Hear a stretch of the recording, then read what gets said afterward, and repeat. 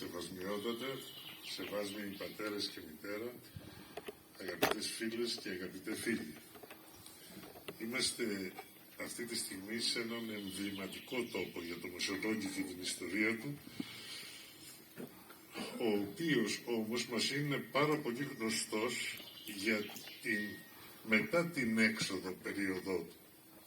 Όσο και αν ακούγεται περίεργο, αν και το Μεσολόγγι είναι ο πιο αναγνωρίσιμος διεθνώς τίτλος για την νεότερη Ελλάδα, πάρα πολύ λίγα ξέρουμε για το προεπαναστατικό Μεσολόγγι.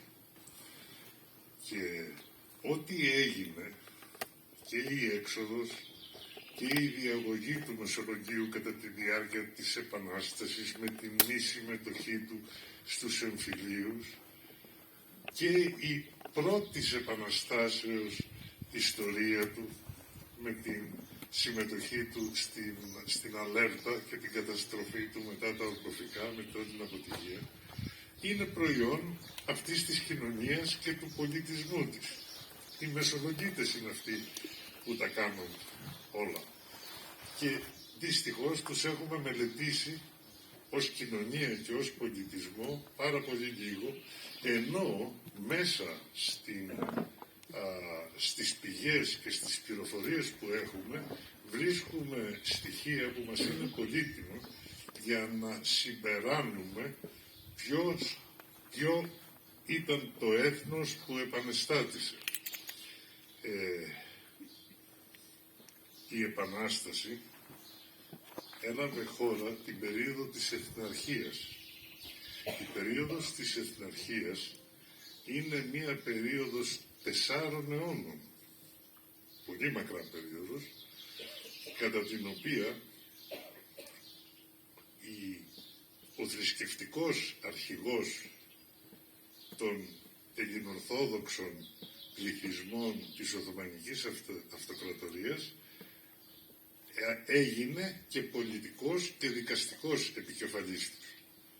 Αυτό το έκανε ο Μωάμεθο Β' Αποστητής, επιλέγοντας και έναν ανθενωτικό πατριάρχη, τον οποίο μάλιστα τον υποχρέωσε να ενδύεται με αυτοκρατορικά ενδύματα, γιατί μέχρι τότε ο πατριάρχης στην Αγία Σοφιά πήγαινε με το ράσο του και το πετραχύλι.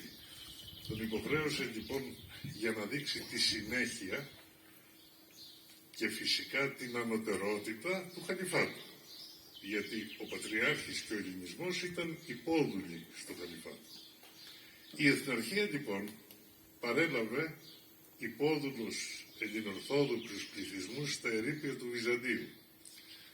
Διότι κατάφερε να διατηρήσουν την ταυτότητά τους επί 4 αιώνες, κατάφερε να βοηθήσει στην ανάπτυξη που παρατηρήθηκε στον υπόδουλο ελληνισμό, αλλά και στα δίκτυα που είχε αυτός αναπτύξει τα εμπορικά στην υπόλοιπη Ευρώπη κατά το 17ο και 18ο αιώνα, και παρέδωσε ένα έθνος κράτος από επανάσταση με σύνταγμα, ερετό κυβερνήτη με θητεία, δηλαδή ένα κράτος το οποίο ήταν πάρα πολύ μπροστά από την εποχή του.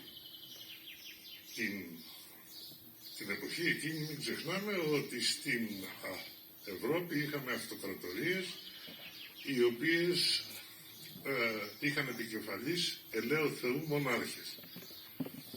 Και βέβαια, δυστυχώς,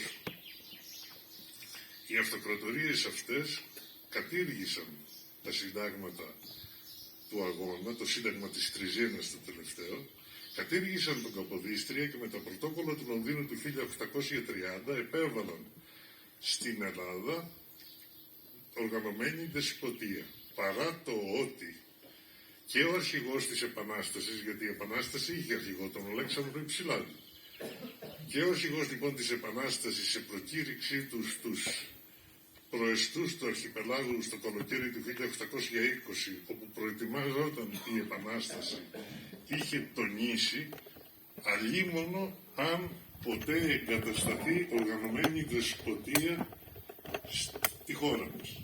Και το ίδιο, με άλλα λόγια, είχε πει και ο πρώτος κυβερνήτης, ο Καποδίστριας. Έτσι λοιπόν η ένταξη στην Δύση του νεοελληνικού κράτους έγινε με όρους που έβρισκαν σύμφωνο έναν άλλον της εποχής, τον Αδαμάντιο Κοραή, ο οποίος ισχυριζόταν ότι δεν είμαστε Γρεκοί, δεν είναι Γάλλοι, είμαστε όλοι Γρεκογάλλοι. Δηλαδή ήθελε την πλήρη ταύτιση της Ελλάδας με τον ευρωπαϊκό, με τον δυτικό πολιτισμό της εποχής εκείνης. Το Μεσολόγγι είναι μια πόλη του ύστερου Βυζαντίου, η οποία οφείλει την ύπαρξή της κυρίως στο βιότοπο, στο περιβάλλον μέσα στο οποίο είναι, το οποίο είναι πάρα πολύ πλούσιο και δίνει τη δυνατότητα στους ανθρώπους να ζήσουν καλά.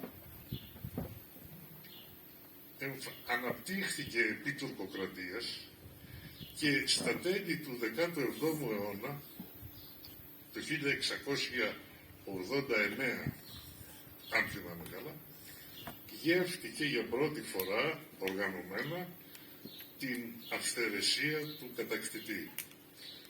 Μανιάτες εξωμότες υπό τον Τιμπέριο Γερακάρη, συνεπικουρούμενοι από στήφοι ατάκτων Τουρκαλβανών, το λαιλάτισαν και το λαιλάτισαν σε τέτοιο βαθμό που έχει καταγραφεί ως η πρώτη καταστροφή της πόλης. Παρ' όλα τα αυτά, αυτό δεν ανέκοψε τη δυναμική πορεία των Μεσολογγιτών και έτσι 50 χρόνια αργότερα το βρίσκουμε όχι απλώς να έχει ανακάμψει, αλλά να έχει εξελιχθεί σε μια μεγάλη ναυτική δύναμη στην Ανατολική Μεσόγειο, η οποία ανταγωνιζόταν παραδοσιακές ναυτικές δυνάμεις όπως η Βενετία. Όμως δεν είναι μόνο το οικονομικό πεδίο, το Μεσολόγγι αναπτυσσόταν αντίστοιχα και πνευματικά. Είχε παράδοση σε κοινοσυντήρητο σχολείο, στο οποίο στο παρελθόν και κατά περιόδους είχαν διδάξει και σπουδαίοι δάσκαλοι, η οποία όμως άλλαξε ριζικά με την έλευση του Παναγιώτη Παλαμά στην πόλη. Ο Παλαμάς, δάσκαλος του γένους και καθηγητής στην Αθανιάδα, διεφώνησε με τον Ευγένιο Βούλγαρη όταν η διένεξη διαφωτιστών πολυβάδων δεν είχε ακόμα σχηματοποιηθεί, απλώς ξεκινούσε ο ιδεολογικός αναβρασμός και η ζήμωση που οδήγησαν εκεί στη συνέχεια.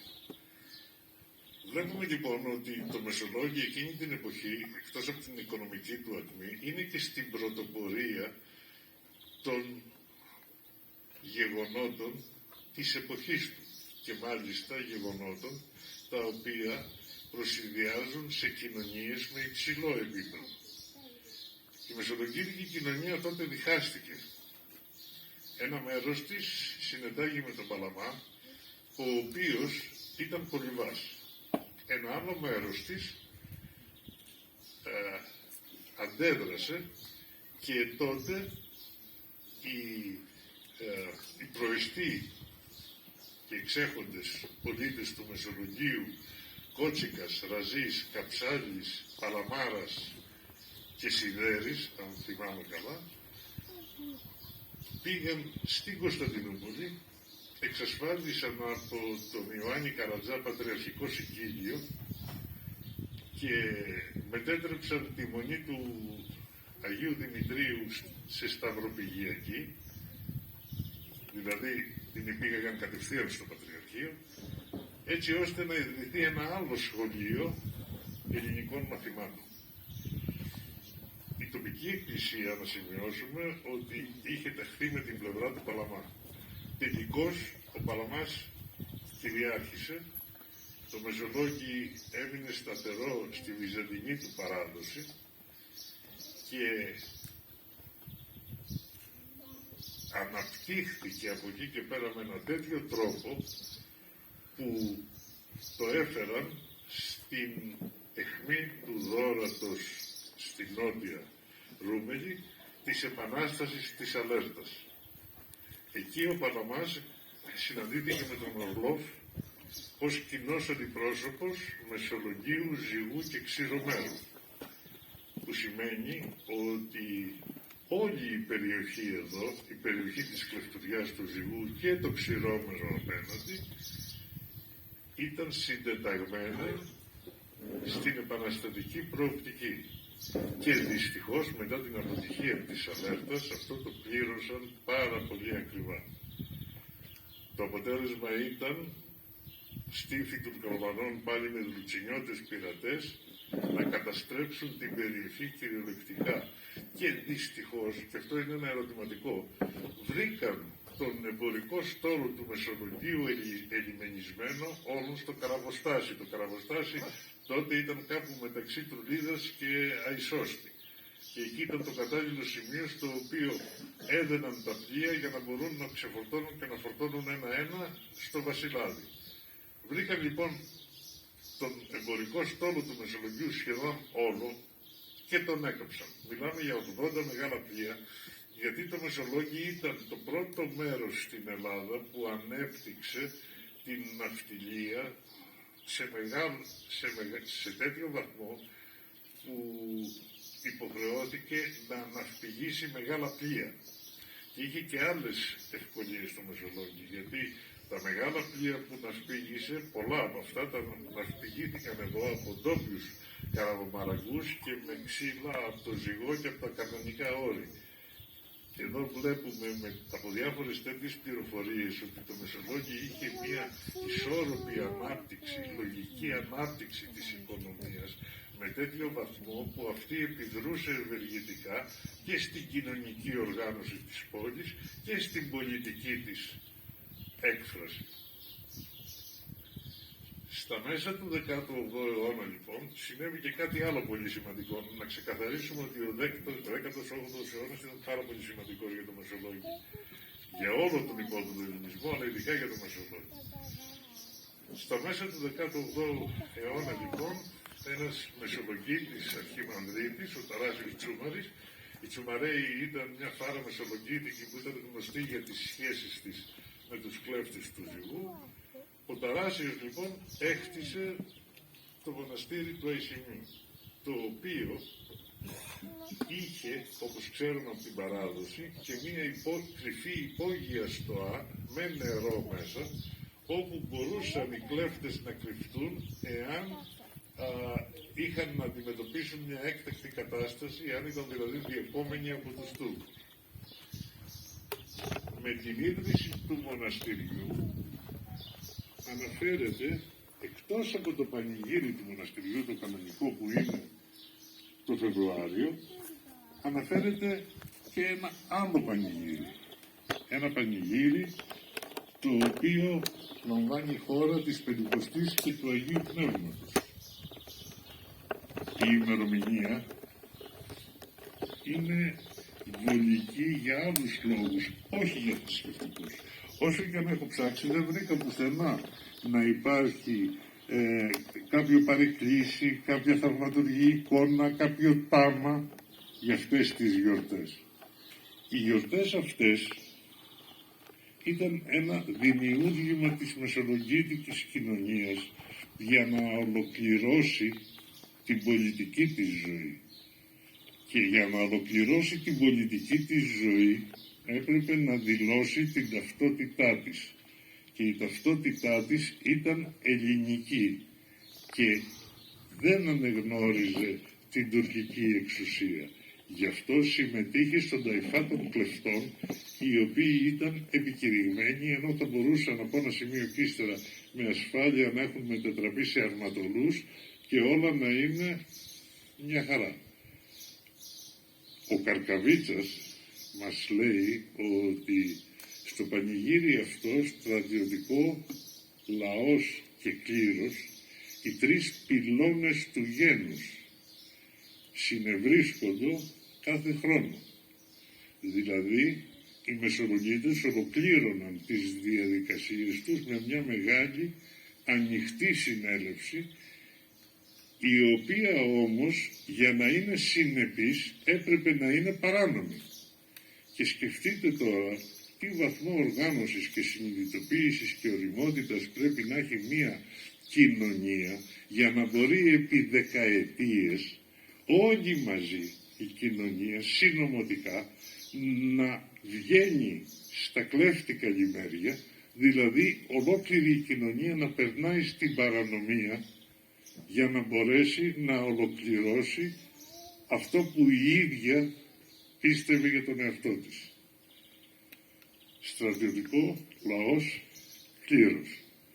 Να σας θυμίσω ότι όταν ιδρύθηκε το ελληνικό κράτος, δολοφονήθηκε ο Καποδίστριας και ήρθαν οι Βαβαροί με το στρατό τους για να επιβάλλουν την τάξη στο καινούριο κρατήδιο.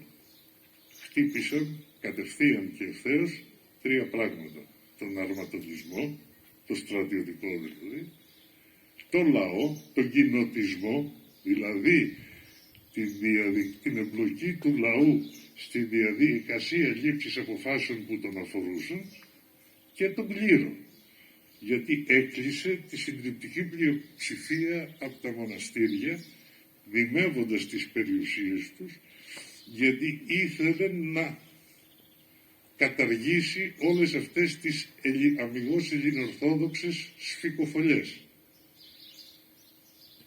Το Μεσολόγγι λοιπόν μέσα από αυτή τη διαδικασία επί δεκαετίες αναπτύχθηκε, εξελίχθηκε και διαμόρφωσε την ταυτότητά του, η ολοκλήρωση της οποίας γινόταν εδώ. Και επειδή το τι έγινε μετά, όπως η έξοδος ας πούμε, έπεται, εδώ είναι ο εμβληματικός τόπος των Μεσολογγιτών που επαναστάτησαν, των προεπαναστατικών, της προεπαναστατικής μεσολογγίτικης κοινωνίας. Το μοναστήρι όμως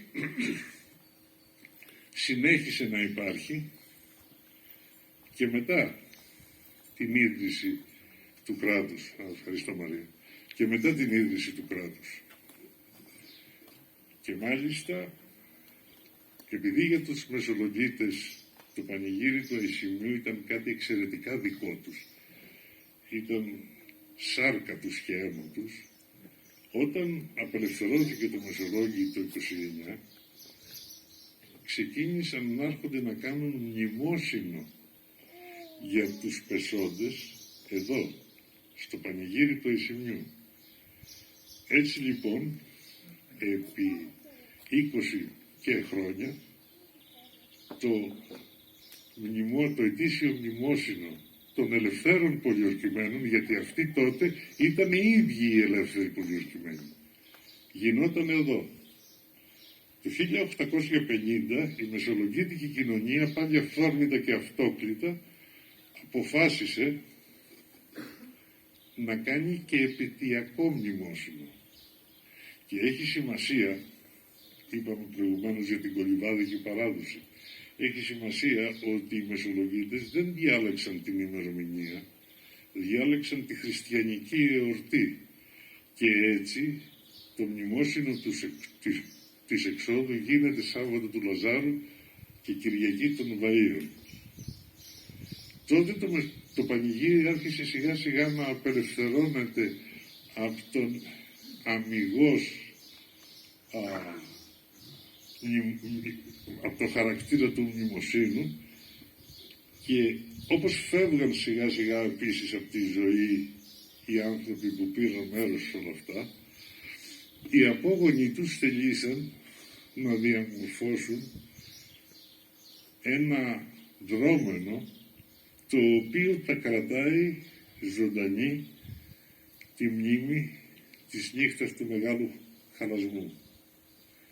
Έτσι, επειδή ακριβώς, όπως σας είπα και πριν, ήταν φορείς ενός σπουδαίου πολιτισμού, εκφράστηκαν με έναν πολύ ώριμο και προχωρημένο τρόπο.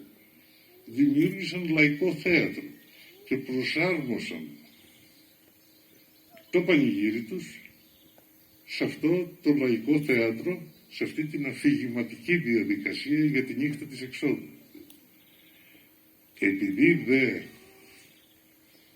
ήθελαν βιωματική σχέση με το παρελθόν, χρησιμοποίησαν τη μίμηση. Η μίμηση στους Έλληνες είναι γνωστή από την αρχαία τραγωδία. Μίμησης πράξεως, σπουδαίας και τελείας.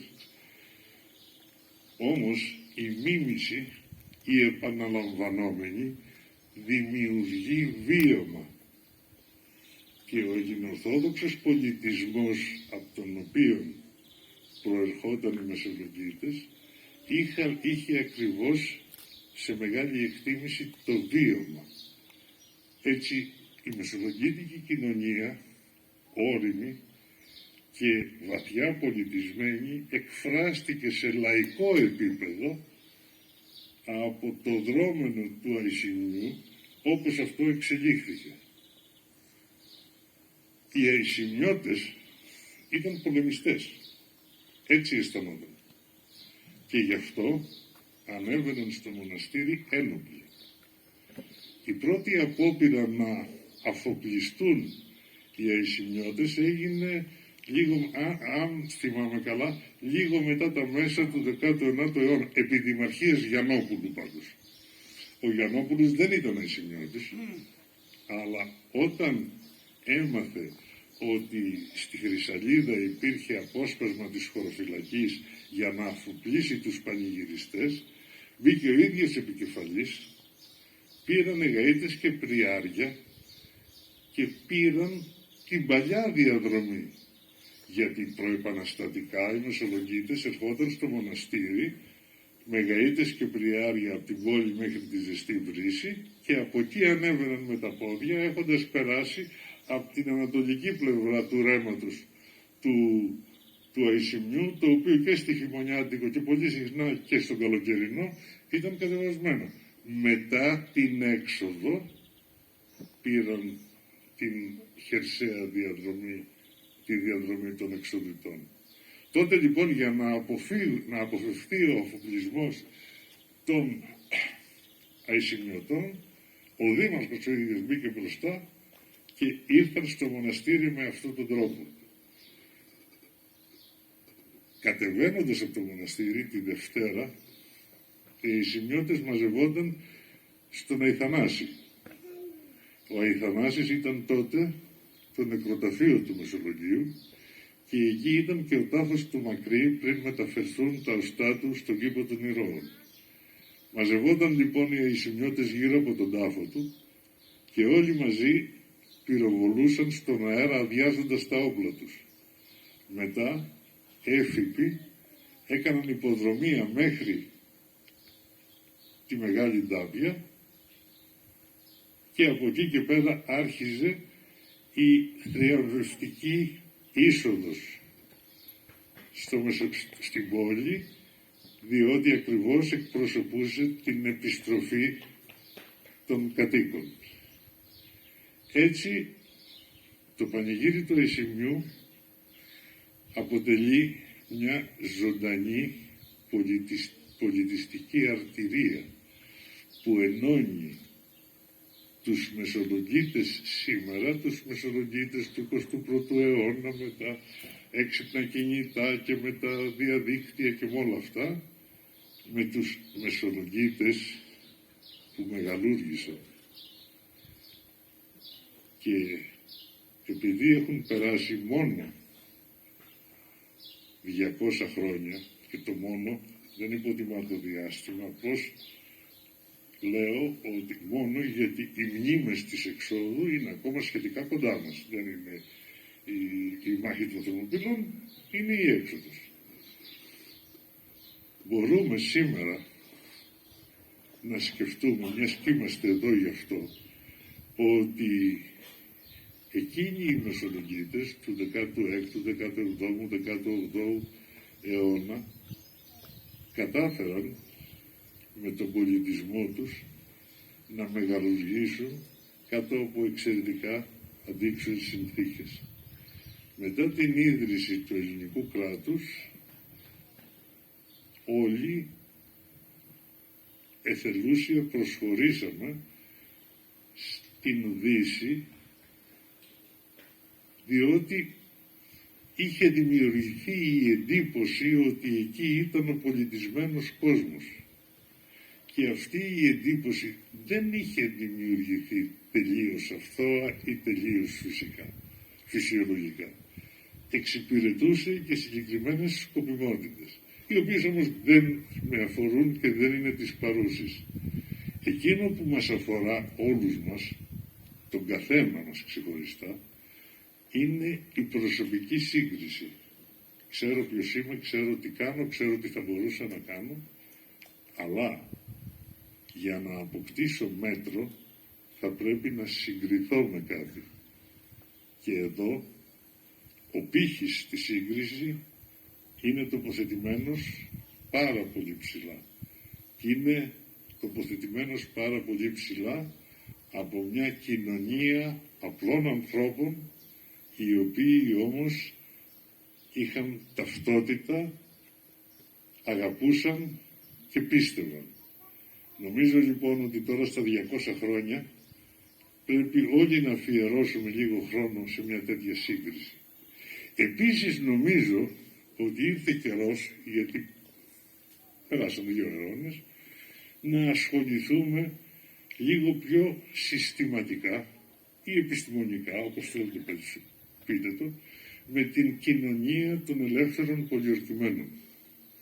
Και επειδή μια τέτοια ενασχόληση θα μας φέρει μπροστά στο κίνημα των κολυβάδων και τη φιλοκαλική αναγέννηση, στην εθναρχία, σε πράγματα πνευματικά, νομίζω ότι ο κατάλληλος φορέας σεβασμιότατε για την οργάνωση ενός σχετικού συνεδρίου, το οποίο θα μπορέσει να μας δώσει όλες τις πληροφορίες που χρειαζόμαστε για να καταλάβουμε καλύτερα τους προγόνους μας, πρέπει να είναι δικιά σας υπόθεση. Σας ευχαριστώ πολύ.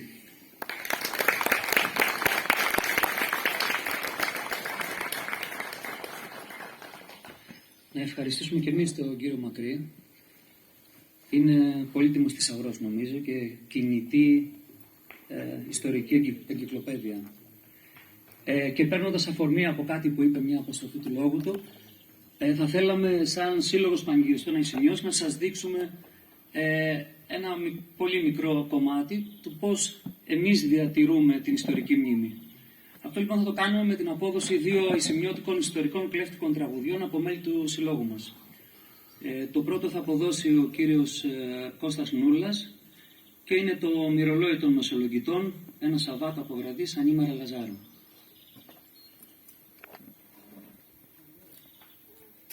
Άιντο ένα Σαββάτο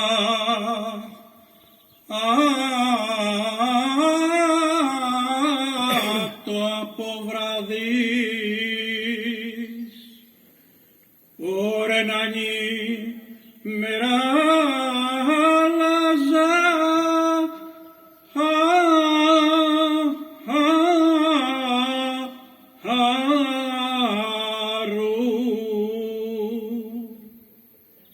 πέρασα από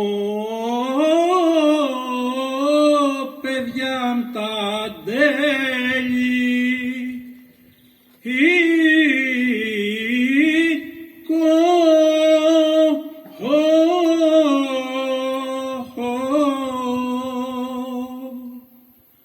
άιντι πέρασα από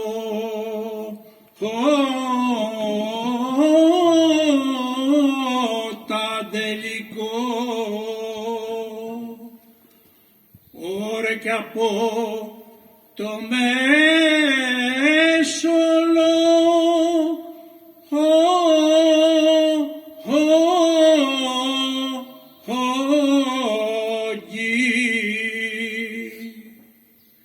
κι άικουσα αντρίκια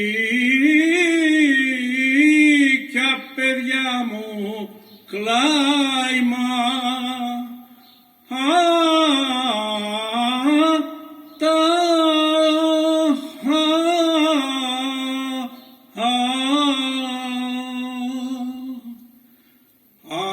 δικαϊκούς άντροι,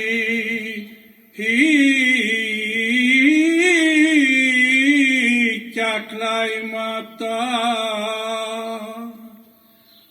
ωρε γυναίκια μυριολό,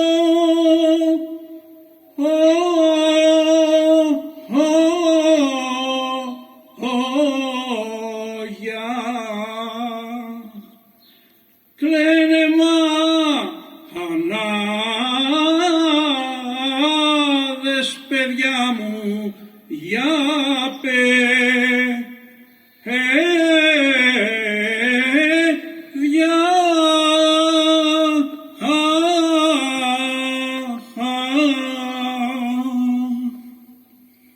Άιντι κλαίνε μανάδες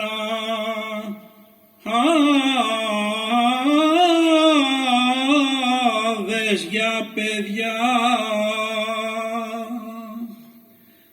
Ωρε γυναίκες γυάτουσα,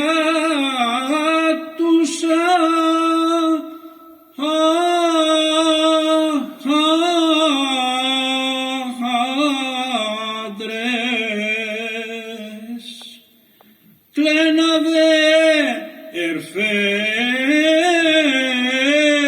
παιδιά μια τσάδε, ερφού.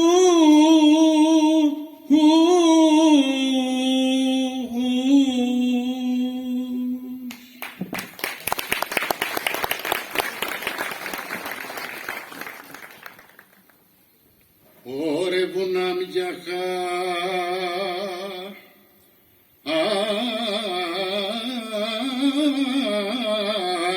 μίλωσετε παρά μεράτελη,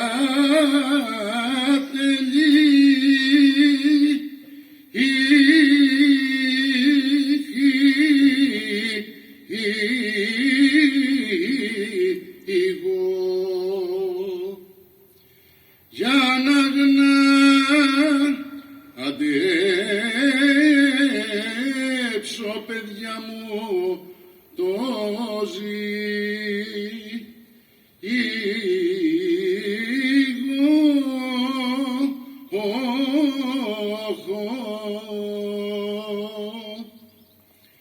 ωρε για να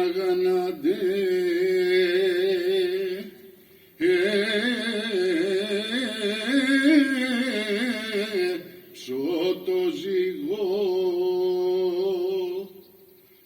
ωρε και τα καστάνοχο,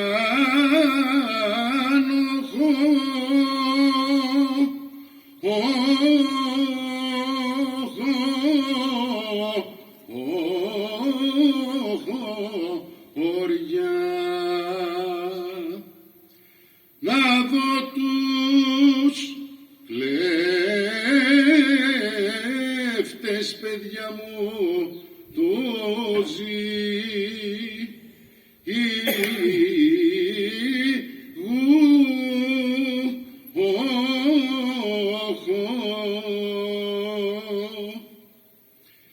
άιντε να δω τους κλέφτες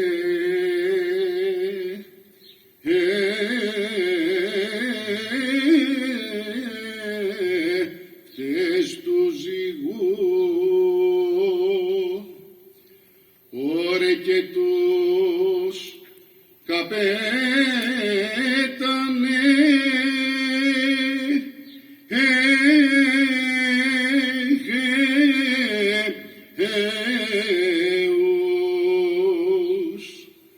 να δω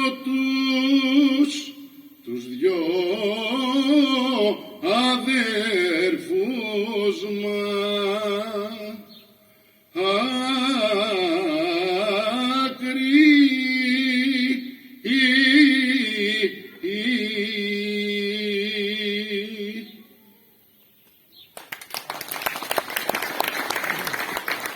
Στο σημείο αυτό καλούμε τον σημολογιότατο Πατρά Παναγιώτη Χειμώνα εκ μέρους της Διαχειριστικής Επιτροπής της Ιεράς Μονής του Αγίου Σημεώνος.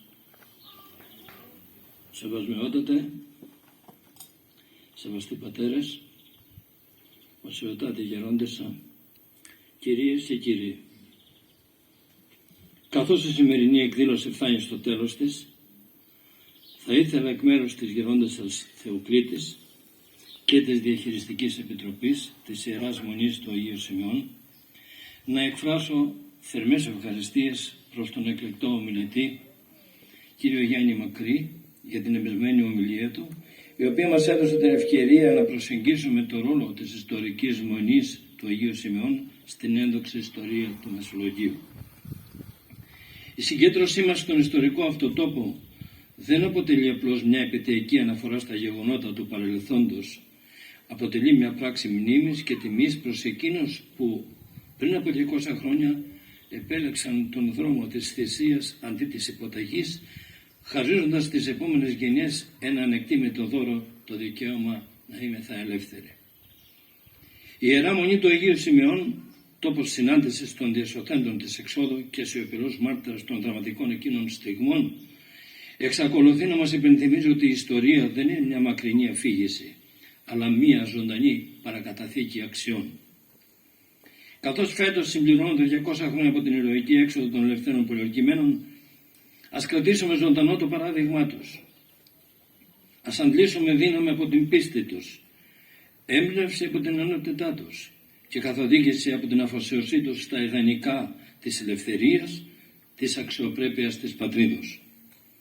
Ευχαριστούμε όλους σας για την παρουσία και για τη συμμετοχή σας σε αυτή τη σημαντική εκδήλωση μνήμης και τιμής.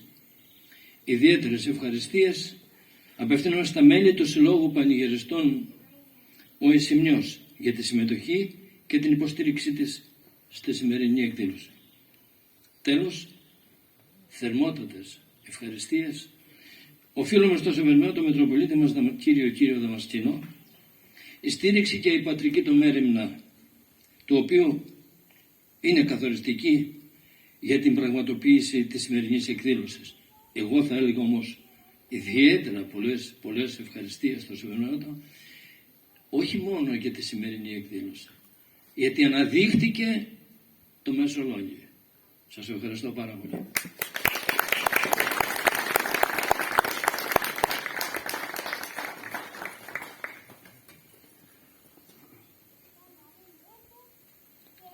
Καλούμε το Σεβασμιότατο για το κλείσιμο της απόψινής εκδήλωσης.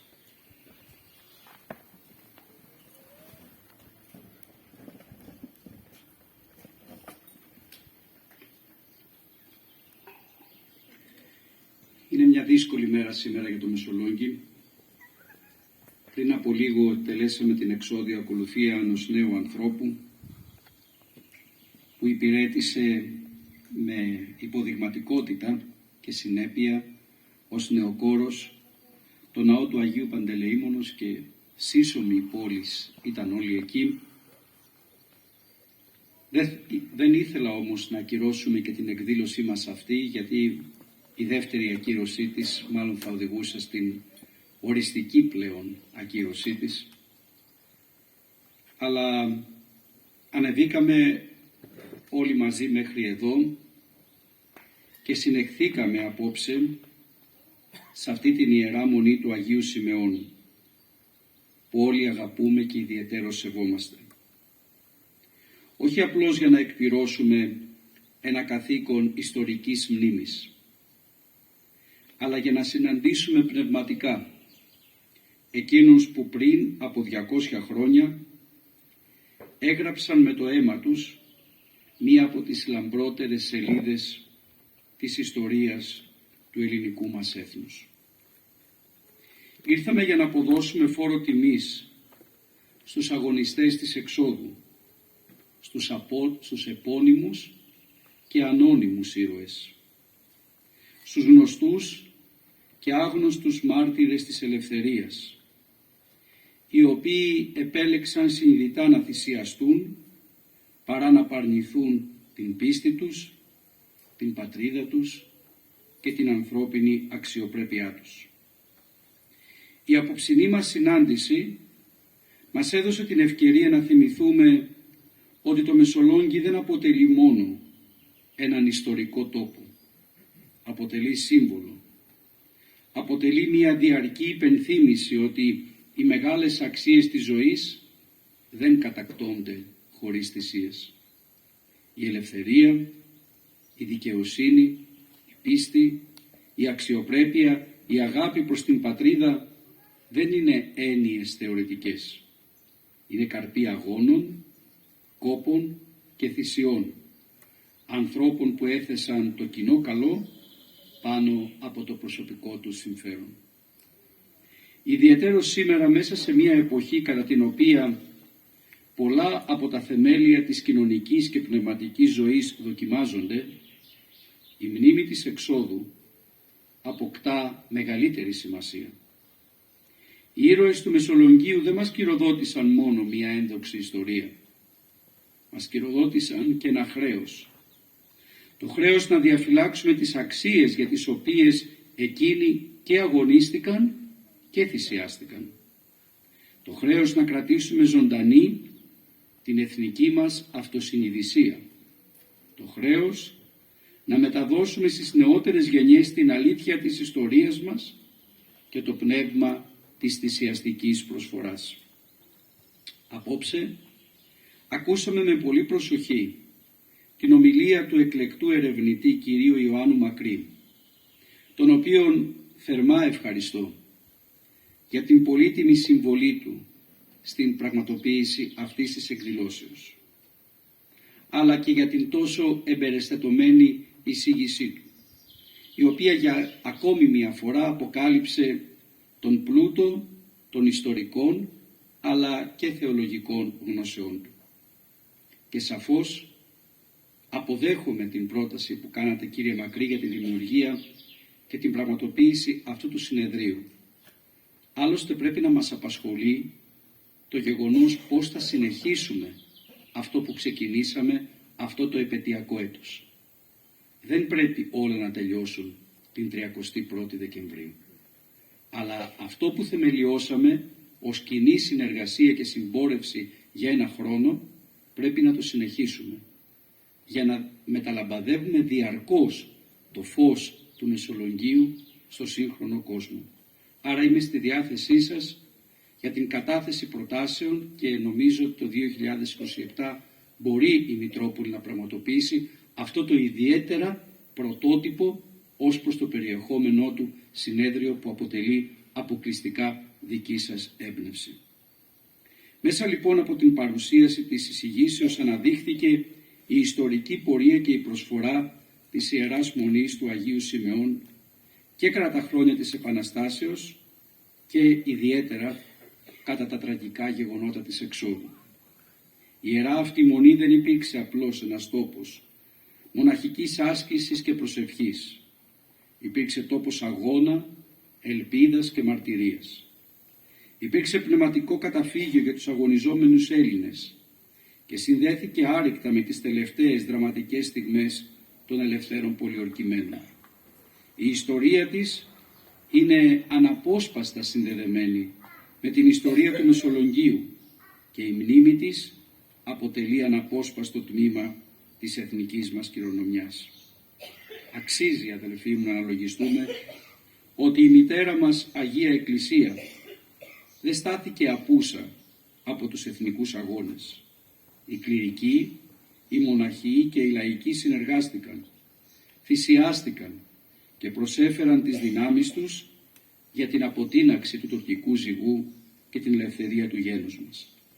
Τα μοναστήρια υπήρξαν κέντρα πνευματικής ενίσχυσης, παιδείας, φιλανθρωπίας και αντιστάσεως. Η Ιερά Μονή του Αγίου Σιμεών αποτελεί ένα από τα χαρακτηριστικότερα παραδείγματα αυτής της προσφοράς. Παράλληλα, τα δύο δημοτικά τραγούδια που ακούσαμε απόψε δεν αποτέλεσαν απλώς μια καλλιτεχνική παρέμβαση στο πρόγραμμα της εκδήλωσης. Υπήρξε μια ζωντανή συνέχεια της λαϊκής μνήμης.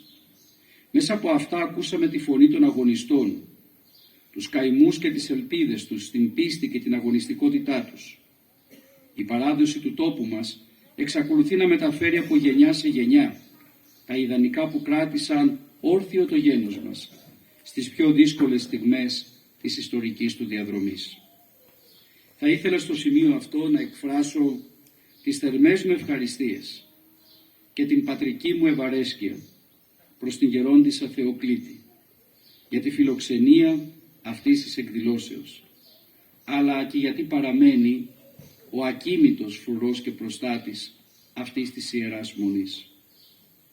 Ευχαριστίες θερμές θέλω να απευθύνω και στον πατέρα Παναγιώτη Χιμώνα, που ιδιαίτερα σέβομαι και αγαπώ, για τη συμβολή του και για την οργάνωση και πραγματοποίηση της απόψινής εκδήλωσης. Και χάρη στη δική του πρωτοβουλία και στη δική του μέριμνα ολοκληρώθηκαν οι μελέτες για την ανακαίνιση του καθολικού της Ιεράς Μονής. Συστήσαμε μια ειδική εταιρεία για να μπορέσουμε να ενταχθούμε σε ένα αναπτυξιακό πρόγραμμα και είμαστε πάρα πολύ κοντά να εντάξουμε το έργο της ανακαίνισης της Ιεράς Μονής, που όταν ολοκληρωθεί το έργο αυτό σίγουρα θα αποκαλύψει την ομορφιά και το κάλος αυτού του πανέμορφου καθολικού. Ιδιαίτερη αναφορά οφείλουμε να κάνουμε στον Ιστορικό Σύλλογο Πανηγυριστών ο Αϊσημιός, ο οποίος δεν αποτελεί απλώς έναν πολιτιστικό φορέα του τόπου μας, αλλά έναν ζωντανό θεματοφύλακα της ιστορικής μνήμης, της παράδοσης και της ταυτότητας του Μεσολογγίου. Επί γενναίες ολόκληρες τα μέλη του Συλλόγου διαφυλάττουν με σεβασμό και αφοσίωση το έθιμο του πανηγυριού του Αγίου Σημεών, ενός εθήμου που είναι άρρηκτα συνδεδεμένο με την ηρωική έξοδο και τις θυσίες των ελευθέρων πολιορκημένων.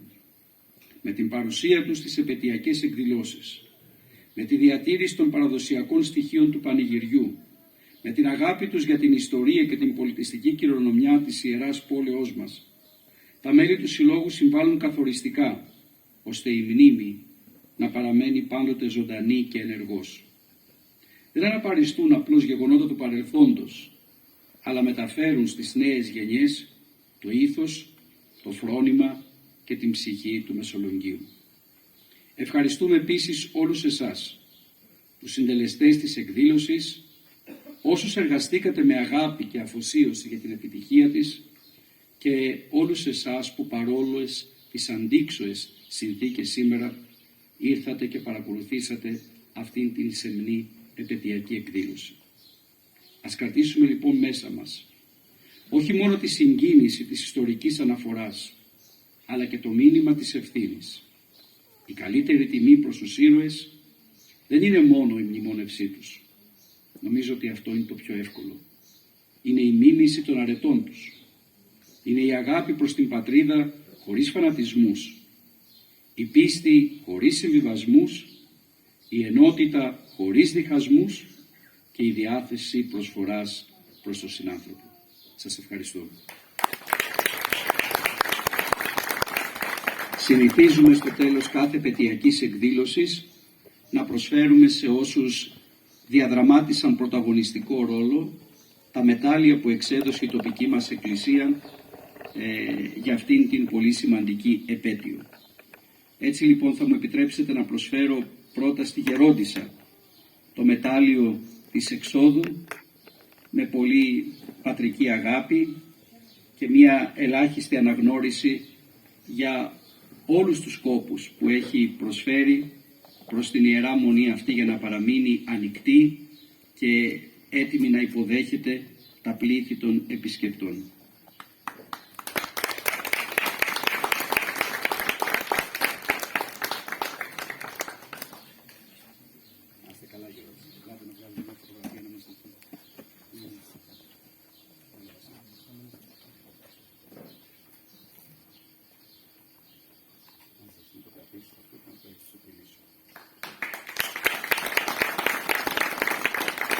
Σε εσάς. Ποιος θα έρθει από εσάς? Ο Πρόεδρος. Ελάτε κύριε Πρόεδρε.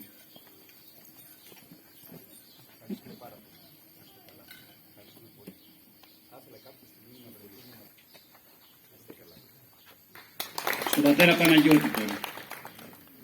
Αξίζει και αυτός ένα μετάλλιο, αγαπάει πάρα πολύ τον εαυτό του. Έτσι προσφέρει και κάνει την καρδιά.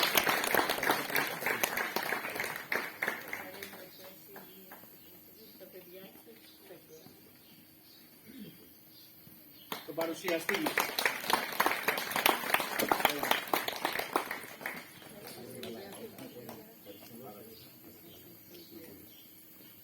Ο κύριος Μακρύς έχει πάρει το μετάλλιο αυτό σε εκδήλωση στο Αιτωλικό.